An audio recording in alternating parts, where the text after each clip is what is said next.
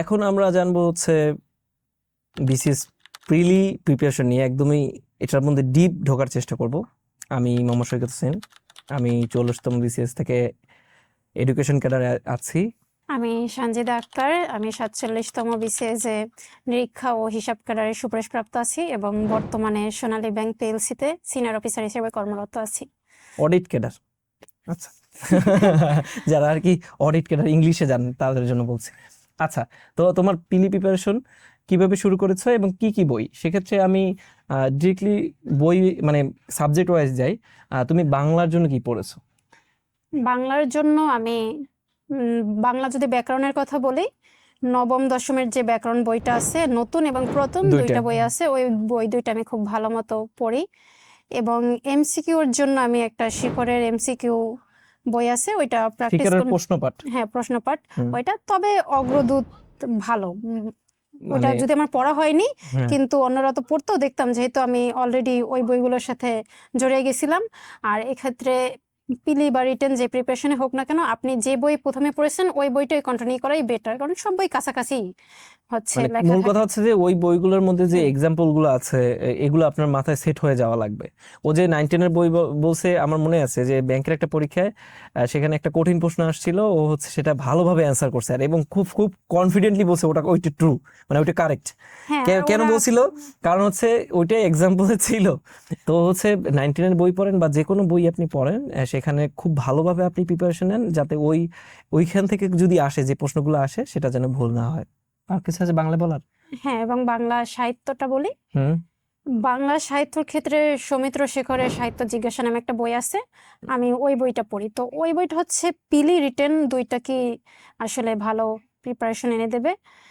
এখানে আপনি ওখানে যে ব্যাখ্যাগুলো আছে ওগুলো যদি ডিটেলস পড়েন, আপনার রিটেনটা অনেকটা সমৃদ্ধ হবে। আর এখন যে বিসিএস এর সিলেবাস, সেক্ষেত্রে পিলির সাথে আসলে বাংলা রিটেনটা পড়ে নেওয়া উচিত বলে আমি মনে করি, কারণ তাহলে অনেক এগিয়ে থাকবে, হ্যাঁ, কারণ বাংলা অনেকে পড়তে এগিয়ে কিন্তু থাকবে। অনেক হ্যাঁ, টাইম লাগে। আর এখন রিটেনে টাইম খুবই কম দেয়। হ্যাঁ। তো এক্ষেত্রে আপনারা সৌমিত্র শেখরের সাহিত্য জিজ্ঞাসা বইটা অবশ্যই পড়বেন, এটা খুবই একটা ভালো আগেই বই। বলে রাখি, আমি ওটা পড়েছিলাম, কিন্তু বইটা কিন্তু পড়তে অনেক ভালো মতোই খারাপ লাগে। মানে অনেক ডিটেলস লেখা, যেটা পড়তে একটু ভালোই বেগ পেতে হয়। কিন্তু আপনার যদি হাতে সময় থাকে, যে ভালো একটা বেসিক বই নিয়ে আপনি শুরু করতে চান, তাহলে হচ্ছে কিন্তু সৌমিত্র শেখরের যে বইটা, এর হ্যাঁ, উপরে কিছু নাই। এক্ষেত্রে আরো একটা ব্যাপার বলতে চাই, 45 এর যে পিলি ছিল ওখানে বাংলা কোশ্চেনটা হার্ড ছিল, অনেক হার্ড ছিল, অনেক হার্ড ছিল। তো যার জন্য মনে হয় আমি ফেল করছি, এই জন্যই। হ্যাঁ, বলো। আমার আশেপাশের যারা ছিল, তো সবারই দেখলাম বাংলা অবস্থা খুবই বাজে। সেক্ষেত্রে কিন্তু আমি বাংলা সাহিত্যে ভালো করেছি, ভালো করার রিজন ছিল ওই বইটা। আচ্ছা, ওইটাই আসলে আমাকে অনেক মানে আগ্রহ কঠিন দিয়েছিল। প্রশ্ন হলে এই যে বইটার নাম আরেকবার রিপিট করবা? সৌমিত্র শেখরের সাহিত্য জিজ্ঞাসা বই, সম্ভবত, আমার অতটা মনে নেই, আমি আবার বইটার নাম অত ভালো মনে রাখতে আচ্ছা, পারি ওই না। সাহিত্য জিজ্ঞাসা। হ্যাঁ, তো এই বইটা মানে আপনার ভিতর থেকে ওই যে সাহিত্যের প্রতি একটা অনুরাগ সৃষ্টি করবে, এবং কঠিন প্রশ্নগুলো হলে ওখান থেকেই কমন পেয়ে যাবেন। গেল আমাদের বাংলা প্রিপারেশন গেল, এর পাশাপাশি এটা কি লাইভ এমসিকিউর সাথে সমন্বয় করে পড়তা? সেটা যদি বলতো। এটা সমন্বয় বলতে আমি তো লাইভ এমসিকিউর 200 দিনের যে রুটিনটা সেটা ফলো করতাম। তো ও ক্ষেত্রে ওদের যে একটা সিলেবাস দেওয়া থাকতো প্রত্যেক দিনের পরীক্ষার, তো ওই সিলেবাসটা আসলে আমি অনুসরণ করে বই থেকে পড়তাম। পড়ার পরে আমি কি করতাম, ওদের হচ্ছে তখন যে আর্কাইভ ছিল, আর্কাইভ সিস্টেম, তো আর্কাইভ সিস্টেম দিয়ে আমি যে টপিকটা পড়তেছি ওই টপিকটা সার্চ দিতাম। সার্চ দেওয়ার পরে পরীক্ষার বিভিন্ন এগুলো আসতো, তো আমি পরীক্ষা দিতাম, ওখানে 4-5টা পরীক্ষা দিতাম, দিয়ে দেখতাম আমি কেমন মার্ক পাচ্ছি এবং ওই ব্যাখ্যাগুলো সলভ করতাম। মনে হচ্ছে যে এই লেখকেরটা আমার ভালো পড়া হয় নাই, বা ব্যাকরণের এই পার্টটা আমি ভালো পড়ি না, এটা আমার একটু পড়া দরকার, তো এটা পড়ে নিতাম। এই পড়া শেষ করে তারপরে হচ্ছে দিন শেষে রাতে আমি হচ্ছে পরীক্ষা দিতাম। আচ্ছা, এইখানে যারা জানেন না আর্কাইভ জিনিসটা কি, লাইভ এমসিকিউ অ্যাপে যে পরীক্ষাটা আজকে নেয়, সেই পরীক্ষাটা তো ওদের স্টোরে, মানে হচ্ছে ওদের ডাটাবেজে থাকে।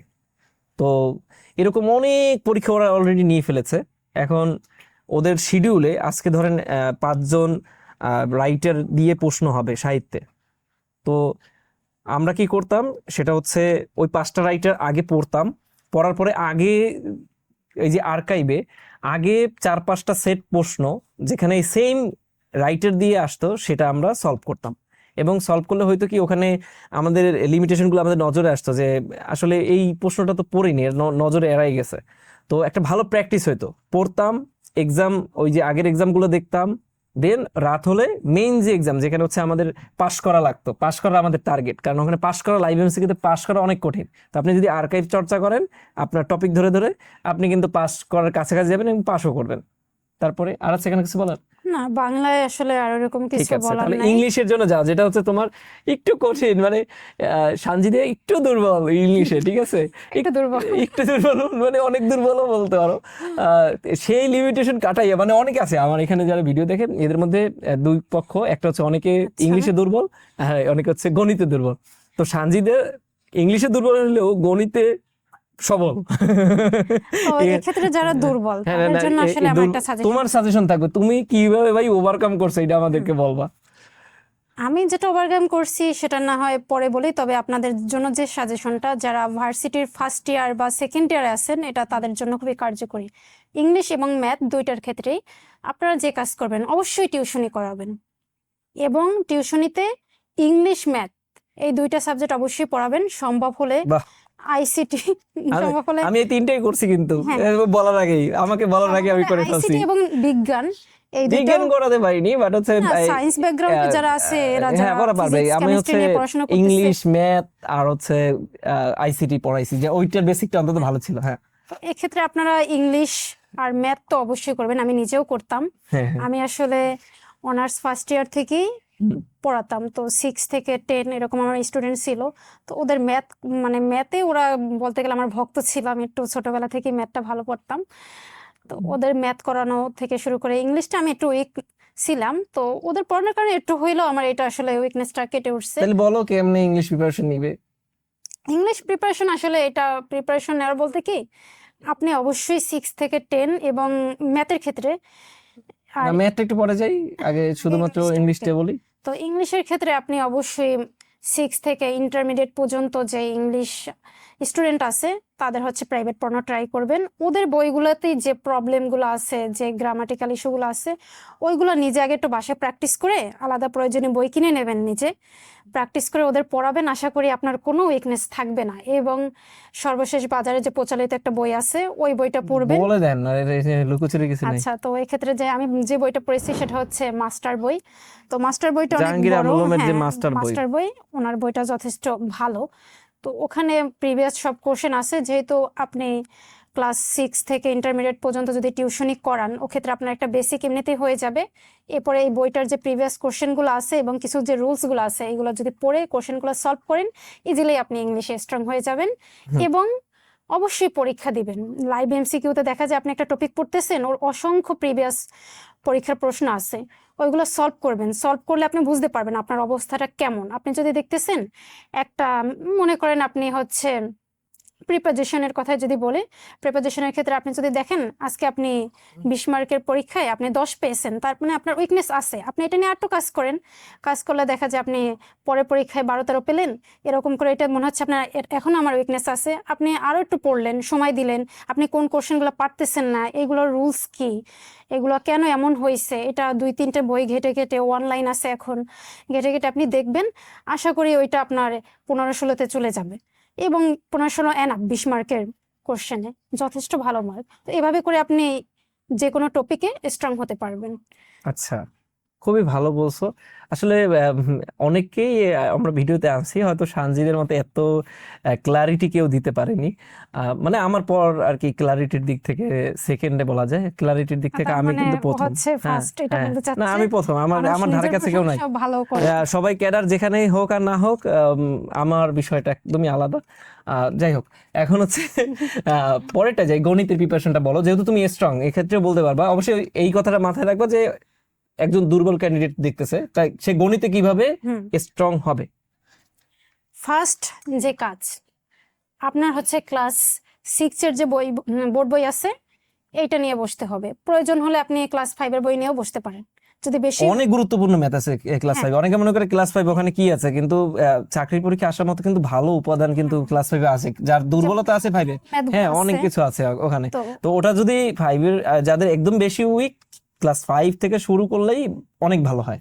হুম, তো আপনি এক্ষেত্রে ওদের যে বইটা আছে এখানে দেখা যায় আপনি যখন একা একা পড়বেন আপনার পড়তে ইচ্ছা করবে না, এক্ষেত্রে টিউশনি অবশ্যই ভালো একটা উপায়, আপনাকে আর্থিকভাবেও স্বাবলম্বী করবে, প্লাস হচ্ছে আপনার জব প্রিপারেশন আপনাকে এগিয়ে রাখবে। এবং এটা অবশ্যই ফার্স্ট ইয়ার থেকে শুরু করবেন, যারা ফার্স্ট ইয়ার সেকেন্ড ইয়ারে আছেন। আর যারা মনে হচ্ছে আমি গ্রাজুয়েশন কমপ্লিট করে ফেলছি, এখন টিউশনি করা আমার জন্য আসলে সময়ের অপচয়, ব্যাপারটা এমন না, আপনিও করবেন। কারণ ওদের পড়ানো মানে আপনার পড়াটা হয়ে যাওয়া, আপনার এখানে খুব একটা বেশি এফোর্ট দিতে হবে না। এবং এই টাইমটায় তো আমরা বেকার থাকি গ্রাজুয়েশন কমপ্লিট হওয়ার পরে, আমাদের আসলে শুধু যে পড়লেই হবে ব্যাপারটা এমন না, আমাদের ফিনান্সিয়ালি সাপোর্টেরও দরকার আছে। 2-1 ঘন্টা পড়ানোই যায়, কোনো ব্যাপার পড়ানোই নয়, যায়। আমরা সবাই পড়াতাম। মানে আমাদের মধ্যে কোনো ম্যাটারই না, আমাদের মধ্যে যারা ক্যাডার হয়েছে এর মধ্যে মেজরিটি কিন্তু যে কোনো একটা কাজে ইনভলভ ছিল। তো আমি নিজেও হচ্ছে পিলি বলেন রিটেনের সময় আমি টুকটাক 1-2 ঘন্টা সময় হচ্ছে টিউশনি করাতাম, এবং এমন টাকা আসতো যে নিজে ভালো মতো চলতে পারতাম। তো আপনারা কিন্তু এটা ও খুব ভালো একটা কথা বলছে যে যদি আপনার মানে ফার্স্ট ইয়ার, আমরা তো জানি বাংলাদেশের এডুকেশন সিস্টেমে আসলে ভাই এখনো এক্ষেত্রে পড়াশোনাই আমি না। একটু কথা হ্যাঁ বলি বলো। একটা, হ্যাঁ অনেকে আছে ফার্স্ট ইয়ার থেকে বিসিএস এর প্রিপারেশন নিয়ে হ্যাঁ ফেলেন, আসলে এটা করা উচিত না। আপনার অবশ্যই না। ফার্স্ট হ্যাঁ ফোকাস হবে আপনার হচ্ছে একাডেমিক একাডেমিক এক্সাম। ইয়ার হ্যাঁ, যেতে হবে। হুম। একাডেমিক পড়াশোনাটা অবশ্যই ভালো করবেন, তার সাথে যে কাজটা করবেন আপনার প্রিপারেশনের জন্য ম্যাথ ইংলিশ এই দুইটা মাস্ট টিউশনি আচ্ছা, করাবেন। এটাও হ্যাঁ কেন না? বলে, এর একটা রিজন আছে যে আপনি যদি একাডেমিকে দুর্বল হন, ভাইভাতে গিয়ে আপনি ধরা খাবেন। মানে যত বড় ভাইভাতেই আপনি যান দেখবেন যে সাবজেক্টিভ থেকে আপনাকে প্রশ্ন করে একদম ধরাশায়ী করে দিয়েছে। প্লাস হচ্ছে শিক্ষা ক্যাডারের ক্ষেত্রে যান, টেকনিক্যাল যেখানে যান সেখানে আপনার কিন্তু আপনি আপনার সাবজেক্ট ছাড়া আগাতেই পারবেন না। তো আগে প্রথম দিক থেকে হচ্ছে আপনার নিজের সাবজেক্টে ফোকাস করা উচিত, এবং তারপর থার্ড ইয়ার বা এর মাঝে ফার্স্ট ইয়ার থেকে যেমন তুমি বলছো যে ইংলিশ আর ম্যাথে আগানো যায়, যে যে জায়গায় আমাদের স্কিল গ্রো করা উচিত সেখানে স্কিল গ্রো করা, হুম। এবং নিজের একাডেমিকে ফোকাস করা। মানে আপনার ফার্স্ট ইয়ার সেকেন্ড ইয়ার হতে কাজ হচ্ছে আপনার উইকনেস গুলো নিয়ে কাজ করা, হ্যাঁ হ্যাঁ, আপনার যে যে সাবজেক্টে উইকনেস আছে সুন্দর সেগুলো কথা নিয়ে বলছো। কাজ করতে হবে, এটা হুম। হচ্ছে প্রথম সবই কথা। পড়তে যাওয়া লাগবে না, মানে জিকে পড়বো, জিকে ফার্স্ট ইয়ার থেকে পড়বো, ভাই পড়া লাগে না। মানে আপনি যদি না, ম্যাথ আর ইংলিশে আপনি দুর্বল হন, আপনি ওইদিকে ফোকাস দিতে পারেন। আপনি যদি বিজ্ঞান কোনো কিছু জানতে আপনার ঘাটতি থাকে সেখানে জানতে পারেন না, অনলাইনে আপনি ডিটেলসে ভিডিও দেখেন।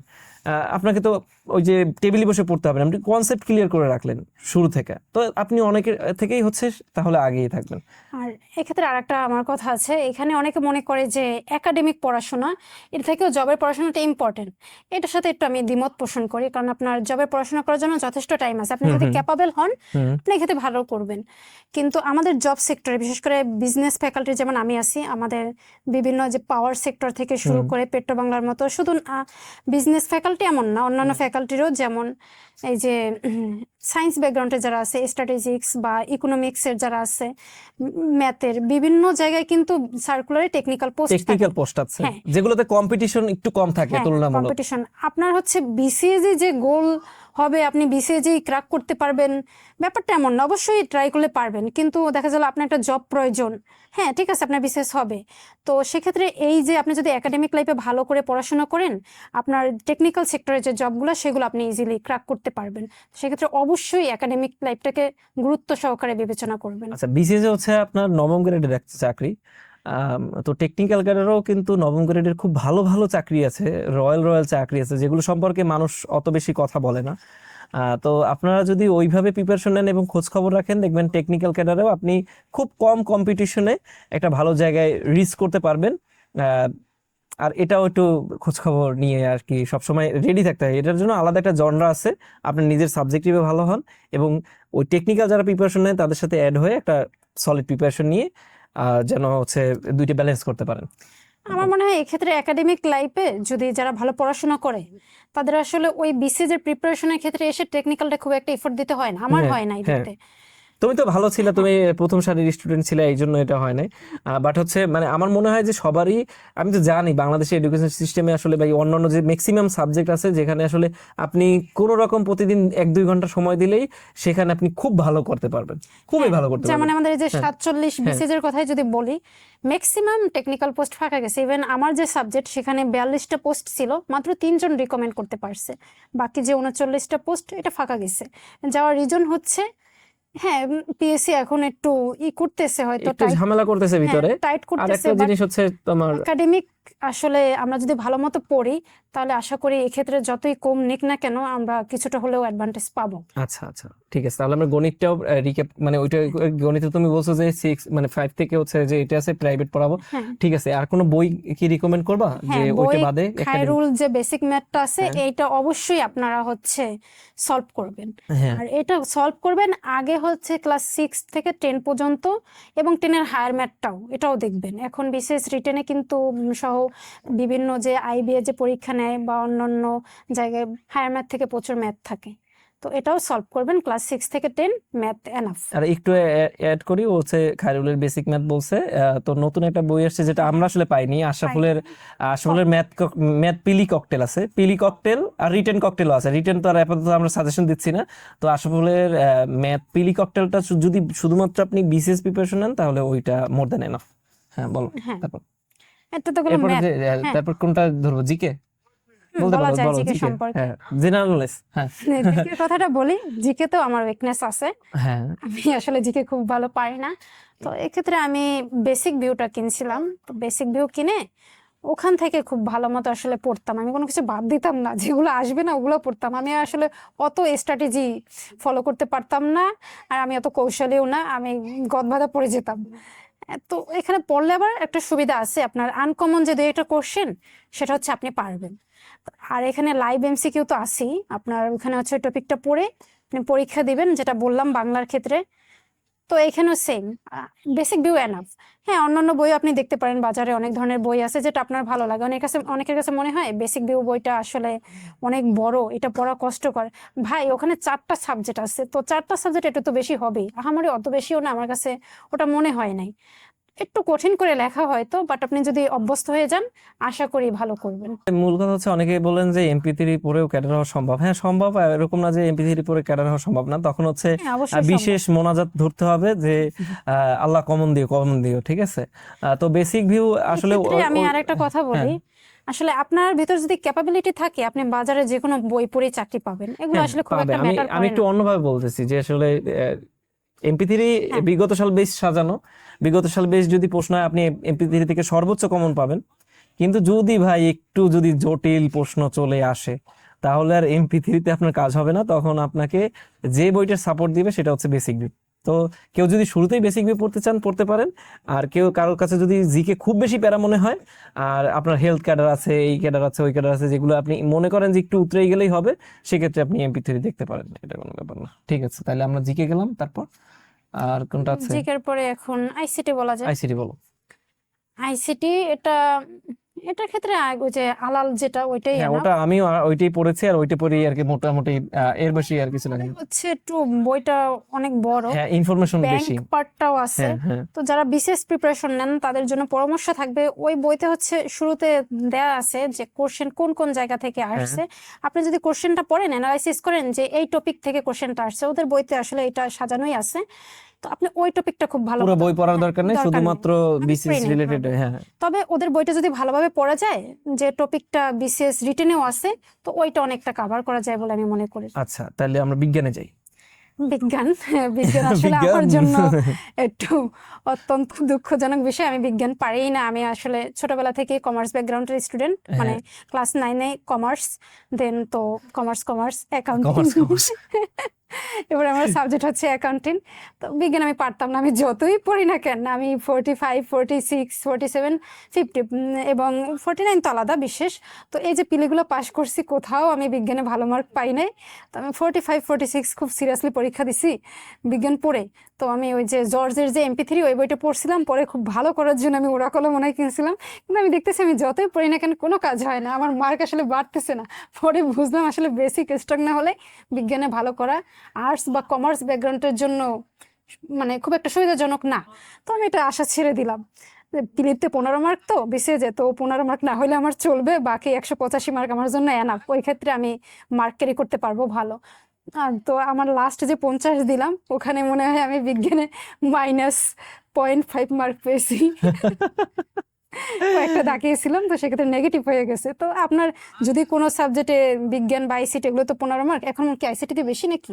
জানি না, যাই হোক হ্যাঁ ওটা হয়তো, কাছাকাছি হবে। হ্যাঁ যাই হোক, তো এগুলো ম্যাটার করে না। আর একটু চিন্তা করে দেখেন যে মেয়েটা হচ্ছে বিজ্ঞানের এত খারাপ স্টুডেন্ট, সে কিন্তু জেনারেল ক্যাডার পেয়েছে, আর জেনারেল ক্যাডার পেতে গেলে কিন্তু বিজ্ঞানে ভালো মার্ক উঠাতে হয়। ভালো মার্কের ক্ষেত্রে আবার কেসটা হ্যাঁ, আলাদা, না তুমি ওখানে পড়ছো অনেক, সেটা আমি জানি, মানে বলতেছি এটা একটু মোটিভেশন দেওয়ার জন্য। রিটেন পেলে আলাদা। রিটেন পিলি আলাদা, রিটেন একটু কেমন জানি প্রেডিক্ট করা যায় প্রশ্ন, বিজ্ঞান কেমন আসবে, প্রায় 80 থেকে 90% প্রশ্ন প্রেডিক্ট করা সম্ভব, কিন্তু পিলিতে সম্ভব না। পিলিতে এত এরিয়া থেকে প্রশ্ন করে যে আপনি যদি বিজ্ঞানের যত বই আছে সব পড়েও যান, আপনি কিন্তু ফুললি কমন পাবেন না।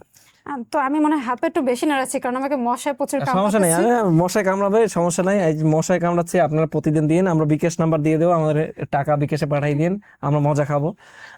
ঠিক আছে, তাহলে এখন গেল। আর কোন সাবজেক্ট কি বাকি পড়ছে আমাদের? ও সুশাসন আছে, হ্যাঁ সুশাসন আছে। নৈতিকতা ও সুশাসন। সুশাসন আসলে আমি ফার্স্ট বেসিক ভিউ দিয়ে পড়ে ফেলি, দেন বেসিক বই তো অনেক সুন্দর সাজানো হ্যাঁ কিন্তু, সাজানো। আর ইউনিকের পরে বইটাও ভালো। হ্যাঁ ইউনিকের বইটা মনে হয় তোমার সাজেশনই আমি হ্যাঁ, কিনছিলাম, ইউনিকের বইটা ভালো। ভালো না? তো আমার মনে বেসিক হচ্ছে বই ভালো আসলে নাকি? বেসিক ভিউ তো আমি পড়ে ফেলছি, কাছাকাছি দুইটা একদম, মানে একদম 19-20। ডিফারেন্স নাই, তো কেন আমি কষ্ট করে আরেকটা বই পড়তে হ্যাঁ। যাব? আসলে এখানে মেইন ফ্যাক্টর হচ্ছে আপনি যে বইটা একবার পড়বেন ওইটাই বারবার রিভিশন দেবেন। হ্যাঁ, সুশাসনের ক্ষেত্রে এইটাই ব্যাপার, মানে আপনি যতবার রিভিশন দেবেন, দরকার হলে আপনার পিলি পরীক্ষাকে 50 বার রিভিশন দেন, কিন্তু যতবার রিভিশন দেবেন আপনার ক্লারিটি বাড়বে। কারণ কি, পরীক্ষা হলে 4টা অপশনই উত্তর মনে হয়, তো আপনার যদি ক্লারিটি না থাকে, ভাই কনফিডেন্টলি আমি এইটা দাগাও, এইটা যদি আপনার না থাকে আপনি কিন্তু গেছেন। মানে আপনি দেখা যায় আমার মনে হয় 45-এ ফেল করার আরেকটা রিজন ছিল, আমি সুশাসনে যাইয়ে কয়েকটা প্রশ্নে আমি ঘাপলা করে আসছি, যে আসলে আমার মনে হইতেছিল সবই অ্যান্সার, আমি উল্টাটাই দাগাইছি, সঠিকটা নাই। হ্যাঁ, এক্ষেত্রে সুশাসনের কেসটা একটু ভিন্ন, এক্ষেত্রে কিন্তু মার্ক ওঠানো যায়। হ্যাঁ, ওটা অনেক ওঠানো যায়। আপনি যদি পরবর্তীতে আমি সবগুলোতেই 9-10 করে পাইছি, তার মানে হচ্ছে উঠাইলে ওঠানো যায়, বাট কিন্তু এলোমেলো হয়ে গেলে কি করো? সুশাসনে আমরা যদি পড়ি তাহলে ইজিলি গেস করা যায়, ভালো গেস মতো করা যায়, প্রিপারেশন ভালো নিলে মতো প্রিপারেশন নিতে। গেস করা যায় এবং ওক্ষেত্রে একটা ভালো মার্ক ওঠানো যায়। অনেকে মনে করে সুশাসনটা আসলে আন্দাজে আমি যেমন আগে সুশান্ত পাল বা অন্যান্য যারা ক্যাডার আছে তারা এই সাবজেক্টটাকে বাদ দিত, কিন্তু হ্যাঁ, আসলে এখন যে অবস্থা, এখন আসলে আপনি বাদ দিয়ে পারবেন না, কারণ এখন বাচ্চারা এত বেশি পড়ে যে ওইখান থেকে মার্ক ক্যারি করাটাও সহজ। তো আপনি চাইলেই সেখান থেকে কিন্তু 80% নাম্বার ক্যারি করতে পারবেন, আর প্রিপারেশনও খুব কম। আর কি আছে? আর কিছু আছে? এই তো এইগুলোই তো মনে হয় নাকি? Mental ability. মেন্টাল অ্যাবিলিটি আছে, বলো। মেন্টাল অ্যাবিলিটি, এটা খায়রুলের যে মেন্টাল অ্যাবিলিটি বইটা আছে মোর দেন ওটা এনাফ, এনাফ। মোর দেন এনাফ। মূলত এখানে আমি ওদেরও সাজেশন দিছি, সেটা হচ্ছে তোমার পিলি আর রিটেনের প্রশ্নগুলো খুব ভালো মতো পড়া, অ্যানালাইসিস করে পড়া, তারপর বইটা পিলি দুই রিটেন একবার শেষ করা। হ্যাঁ, এই যে তারপর হচ্ছে বইটা 1-2 বার শেষ করে রাখলেই মোটামুটি এখানে ভালো করা সম্ভব। হ্যাঁ। আর কোনো বই মনে হয় আমাদের এখনো নলেজে নাই। আহ আর আর হচ্ছে কথা না পারে একটা ব্যাপার, একটা পত্রিকাটা পিলের ক্ষেত্রে খুব একটা ইম্পর্টেন্ট না হলেও আপনারা দেখতে পারেন পত্রিকাটা দেখে রাখলে আস্তে আস্তে নিজেকে ডেভেলপ করতে সহযোগিতা করবে সামনে। ক্ষেত্রে এটা খুব হ্যাঁ, যে সারাদিন তো পড়তেও ভালো লাগতেছে না, যদি আপনার হাতের কাছে পেপারটা থাকে, আর সবকিছু না দেখেন, আপনি অ্যাটলিস্ট সম্পাদকীয় পাতাটা দেখেন। সম্পাদকীয় পাতাটা দেখার পর যদি একটু বেশি সময় হয়, তাইলে আরো যদি বাড়াইতে পারেন। যেমন বাণিজ্যের পাতা আছে, আন্তর্জাতিক আছে, আন্তর্জাতিক আছে, এরকম 2-1টা আর্টিকেল আবার ভালো আসে। যে প্রথম আলোর মনে হয় 4 নাম্বার পাতা একটা এই যে মতামত দেয়, একটা বিশ্লেষণ ধর্মী একটা রিপোর্ট করে, ওইটা খুব সুন্দর। মানে অভিমত বিশ্লেষণ এমন না যে এরকম আপনার কিছু হচ্ছে একটা সবই পড়তে হবে। আপনি পেপারে ওই যে সব পড়তে যায় না, আবার খেলাধুলা অনেক কিছু আছে যেগুলোতে আপনার মনোযোগ আটকাতে পারে। খুব গুরুত্বপূর্ণ জিনিসগুলোই দেখবেন। হয়তো 1 ঘন্টা সময় একটু পেপার পড়লেন, এটা আপনাকে যখন আপনি পিলি টিকবেন তখন আপনি এই বেনিফিটটা বুঝবেন, যে পিলি টেকার পরে অন্যদের থেকে আপনি অন্তত দৌড়ে কয়েক পা এগিয়ে থাকবেন। এবং ফার্স্ট পেজটাও কিন্তু ইম্পর্টেন্ট। হ্যাঁ, ফার্স্ট পেজ থাকে, ফার্স্ট পেজে থাকে। এই তো সব প্রিপারেশন subject হয়ে আসলে গেল। বলা শেষ এখন। আর বলতে চাচ্ছি না। সামনে হয়তো আমরা রিটেন নিয়ে একটা ভিডিও বানাবো, সেই রিটেন ভিডিওতে সানজিদার রিটেনের প্রিপারেশন নিয়ে আমরা জানবো। আপাতত এতটুকুই, আল্লাহ হাফেজ।